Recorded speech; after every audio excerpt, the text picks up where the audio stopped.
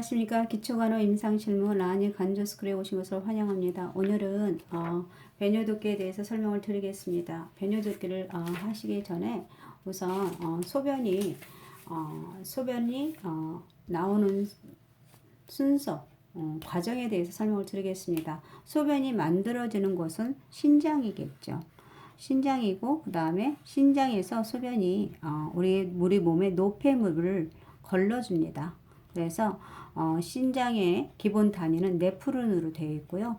이런 네프론에서 보호만 주본이 사구체를 통해서 걸러질 것은 걸러지고 재흡수 될 것은 재흡수 됨으로써 신장으로 해서 나오게 됩니다. 그래서 신장에서 요관을 통해서 이게 요관이고요. 네. 그리고 방광을 통해서 간단하게 요도를 통해서 바깥으로 소변이 나오게 됩니다. 그래서 요관, 방광, 요도 그렇게 되는데 이 신장에서 소변이 시간당 1시간당 50cc 정도 만들어지고요. 그리고 이것은 요관을 방광에서 쌓임으로 인해서 어느 정도 차게 되면 요의를 느끼게 됩니다. 요의가 보통 250에서 한 400 정도 차게 소변이 찼을 때 사람마다 다르게 화장실에 가고 싶은 요의를 느끼게 되고요. 그 다음에 방광의 최대 용적량은 600cc 정도 됩니다. 그리고 요도는 여성하고 남성이 틀리는데 여성인 경우에는 보통 짧습니다. 요도가. 그래서 5에서 한 6cm 정도 되고요. 남성 같은 경우는 보통 여성보다 길죠. 그래서 18에서 20cm 정도 되고요.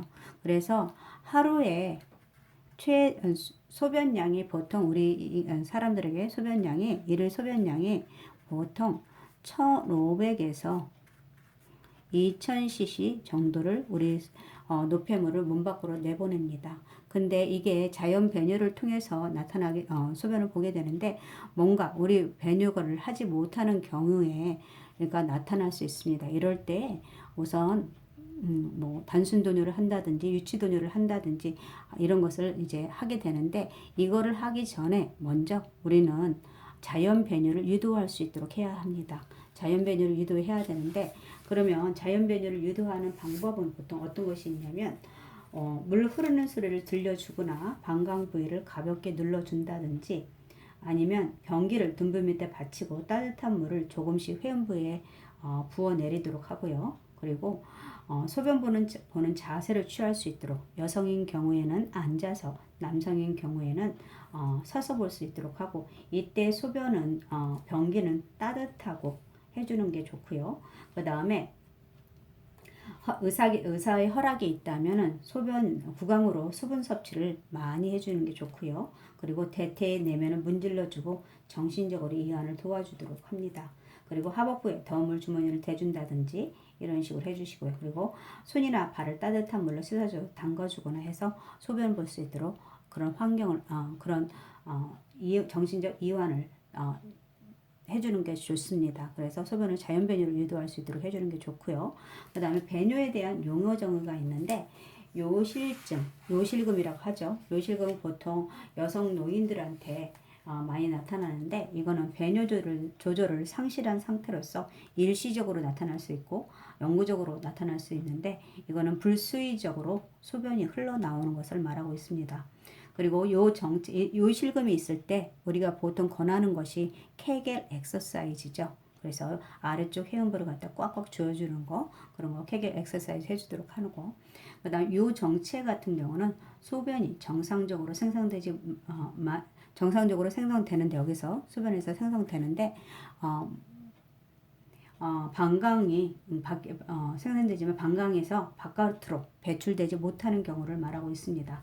그래서 불안과 긴장감으로 인해서 복근의 이완을 방해해서 요정체를 일으킬 수 있고 그 결과로 방광 내에 소변이 축적되어 방광벽이 늘어난 상태를 라고 합니다. 그래서 여기에 항상 잔뇨량이 쌓이게 됩니다. 이럴 때 잔뇨량을 측정해야 되는데 잔뇨량을 측정하기 위해서는 소변을 본 후에 즉시 단순 도뇨를 실시해서 측정하도록 합니다.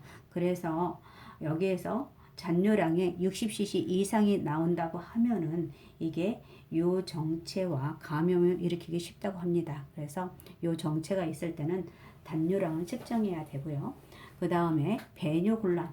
배뇨곤란 같은 경우는 뭐 소변 볼 때 배뇨 시에 동통이거나 배뇨하기 어려운 상태를 배뇨곤란이라고 하고, 유뇨증은 소변을 가릴 나이는 4세에서 5세 지나서도 소변을 제대로 가리지 못하는 현상을 유뇨증이라 하고요. 보통 야뇨증 같은 경우도 밤에 자면서 잠자리에서 소변을 보는 것을 말합니다.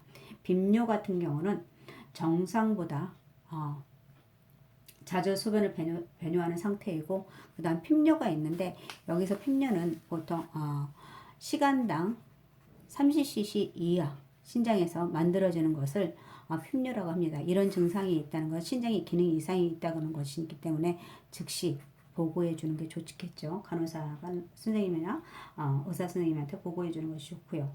그 다음에 소변 검사는 어떤 것이 있냐면 일반 소변 검사가 있습니다. 일반 소변 검사 우리가 아는 것처럼 보통 컵이랑 검사물 병에 3분의 2 정도 중간 소변을 채취하도록 하고요. 근데 이제 여성 같은 경우는 생리 중이면은 거기다 검사물 종이에 생리 중임을 표시해 주는 것이 좋고요. 이런 식으로 해주시는 것이 좋고요. 그 다음에 소변 배양 검사가 있는데, 소변 배양 검사 같은 경우는 무균적으로 인공 도뇨에서 멸균 시험관을 받도록 하는 것입니다.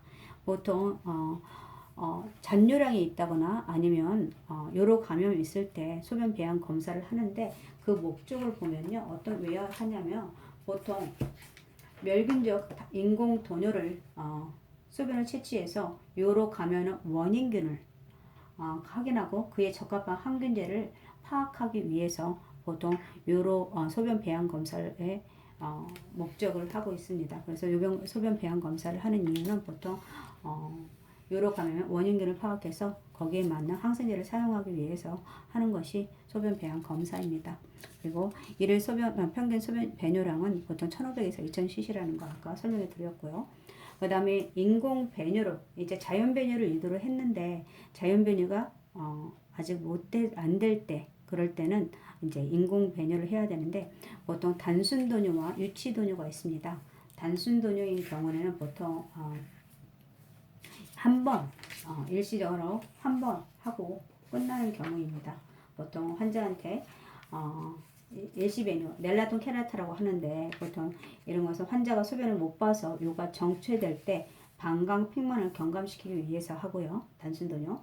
그리고 또는 내진 또는 하복부 검사 전 준비로 방광을 비우기 위해서 하는 거기도 하고요. 그리고 수술 전에 방광을 비워서 수술 중 인접장기에 손상을 주는 것을 막고 수술 시야를 넓히기 위해서 단순도뇨를 하기도 합니다. 그리고 검사 목적으로 무균적으로 소변 검체를 받고 잔뇨량을 측정하기 위해서, 아까 요정체가 있을 때 잔뇨량을 측정해 단순도뇨, 그래서 잔뇨량 측정을 하기 위해서 하기도 합니다. 보통 단순 도뇨관을 사용할 때는 여자인 경우에는 넬라톤 케라타가 6번에서 7번 정도 하고요. 남성 같은 경우는 7번에서 8번 프렌치를 보통 사용합니다. 그리고 이 방법을 보면은 보통 손을 씻어야겠죠. 손 씻기를 해야 되는데, 손 씻기는 내과적 손 씻기를 하고, 그리고 환자한테 당연히 절차를 설명하고 목적과 절차를 설명해야 되고요. 그리고 대상자한테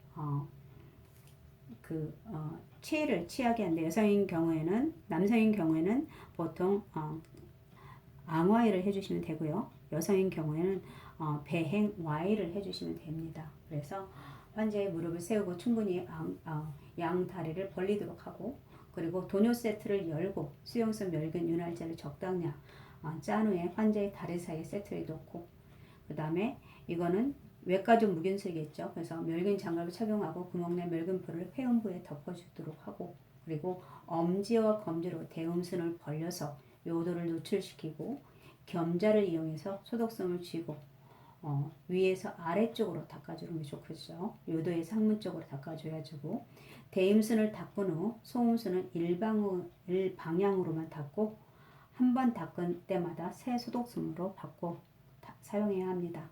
그리고 도뇨관을 잡고 5cm 정도까지 윤활제를 바르고 왜냐하면 여성인 경우에는 보통 요도가 5에서 6cm라고 했고 남성인 경우에는 18에서 20cm니까 거기에 맞는 정도로 삽입하면 됩니다. 이 카레트를. 그리고 나서 소변이 다 본 다음에 도뇨관을 뽑아주는 것이 좋습니다. 이게 단순 도뇨관이고요. 그 다음에 유치 도뇨관은 정체 도뇨 또는 정체 도뇨라고 하는데 일정 기간 동안 계속 도뇨관을 삽입하고 있는 것을 설명하고 있습니다. 그래서 보통 유치 도뇨관은 목적을 보면 장기간 자연 변이를 하지 못하거나 또는 요정체나 요실금이 조절되지 않을 때 이를 돕기 위해서고요. 그리고 소변 백 주머니는 항상 폐쇄형으로 유지하고 깨지거나 찢어지지 않도록 관리하는 것이 좋습니다. 그리고 유치도뇨는 삽입 환자의 복부가 팽만되어 있거나 소변 수집통에 소변이 고여 있지 않을 경우에는 도뇨관이 꺾이거나 꼬이지 않았는지를 확인해 보는 것이 좋습니다. 그리고 소변 백 주머니는 항상 방광의 위치보다 아래에 놓아주어서 중력에 의해서 소변이 흐르게 함으로써 소변이 역류되지 않도록 해야 되고요. 그리고 유치 도뇨관은 가능한 한 빨리 제거해서 합병증으로 가장 흔히 올 수 있는 비뇨기계 감염에 주의하도록 하는 것이 좋습니다. 그리고 도뇨관을 제거할 때는 작은 관을 통해서 주입한 증류수를 빼낸 후에 뽑도록 하는 것이 좋고요. 그리고 소변의 색깔이나 냄새라든지 부종 및 분비물 등의 양상을 사동하는 것이 좋습니다. 그리고 유치 도뇨관과 소변백의 주기적인 교체는 권장되지 않습니다. 그래서 임상적 판단에 의해서 감염이라든지 폐쇄 변효 시스템이 유지되지 못한 경우 등에 의해서 교체하고 있습니다. 폐쇄가 예상되는 경우에도 전립선이나 방광 수술에 발생하는 출혈 등이 아니라면 방광 세척을 하지 않습니다. 그리고 만약 폐쇄가 예상되는 방광 세척을 시행할 경우는 폐쇄 배뇨 시스템을 유지한 상태에서 지속적 방광 세척을 할 수 있고요. 그리고 항생제를 이용한 일상적인 방광 세척은 권고되지 않고 있습니다. 그리고 소변백에 소독제라든지 항생제를 일상적으로 주입하는 것은 권고되지 않고요. 그리고 유치 도뇨관을 가지고 있는 환자에게 요로 감염 예방 목적으로 피부 소독제를 이용해서 요도구 주위를 소독하는 것은 하지 않습니다. 그래서 샤워나 목욕 동안에 요도구 청결과 같은 일상적인 위생적이면 적절하다고 합니다. 그래서 샤워할 때 그 부위를 닦아준다든지 이런 식으로 해주시면 좋습니다. 이게 유치 도뇨관 설명과 그 주의점이고요. 그리고 보통 여성의 수술 전에 유치 도뇨 시 무균법을 유지해야 되는데 보통 음순을 벌린 엄지와 검지는 오염된 것으로 간주하면서 도뇨관이 삽입될 때까지 움직이지 않는 것이 좋고요. 그리고 손 씻기는 손을 팔꿈치보다 아래로 내려 내과적 손 씻기를 하는 것이 하고요. 이거 우리가 유치 도뇨가 삽입할 때 내과적 손 씻기, 그 다음에 소독부를 열 때도 간호조무사가 서 있는 반대 먼 쪽부터 먼저 열도록 하는 것입니다. 그리고 용액병은 너무 높지 않게 들고 용액이 용기 바깥에 튀어나가지 않도록 따르는 것이 좋고요. 그리고 소변액은 역류에 의한 감염을 막기 위해서 침상보다 낮게 위치하도록 합니다. 예, 이게 여성의 수술 전 유치 도뇨 시 삽입 시 무균법을 한 방법이고요. 그 다음에 인공 도뇨 시 요로 감염 예방을 위한 방법에는 도뇨하기 전에 반드시 손을 씻고, 그죠? 손 씻기, 그 다음에 손 씻기는 아까 말한 것처럼 내과적 손 씻기를 하고요. 그 다음에 도뇨관, 카레테에서 소변을 모으는 소변백 주머니까지는 폐쇄적으로 유지하도록 합니다. 그리고 도뇨관 삽입 시 반드시 무균수를 지키고요. 외과적 무균수를 지켜야 되고, 그 다음에 외음부라든지 음경의 소독 방법은 여자는 치골부, 요도에서 항문 쪽으로 닦아주고요.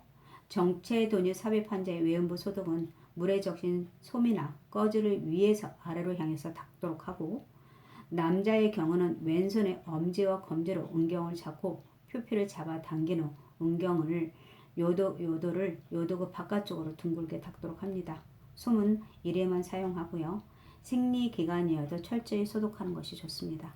네, 이렇게 해주시면 되고, 그리고 요실금 환자의 간호가 있는데 요실금 환자의 간호는 배뇨를 다시 조절하도록 돕는 것입니다.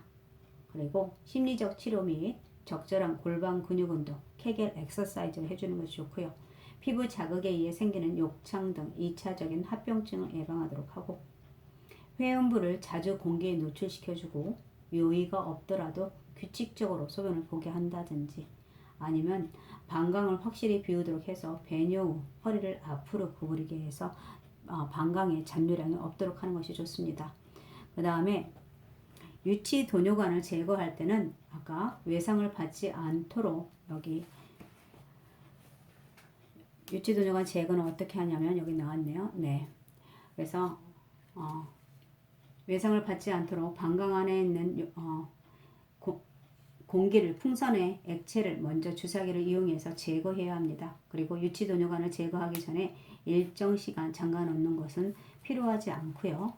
그 다음에 방광에 남아있는 소변을 모두 소변 주머니로 빼내고 대상자에게 심호흡을 하게 한 후에 천천히 도뇨관을 빼들도록 합니다. 그리고 필요시 회원관을 해주고요. 도뇨관 제거 후 첫 6시간 동안 자가 배뇨, 자연 배뇨를 여부를 관찰하도록 합니다. 자연 배뇨 실패 시 도뇨관을 재삽입을 고려해야 합니다. 여기까지가 우리가 배뇨 돕기를 위해서 설명을 드렸고요. 지금부터는 문제풀이를 해보겠는데, 문제풀이는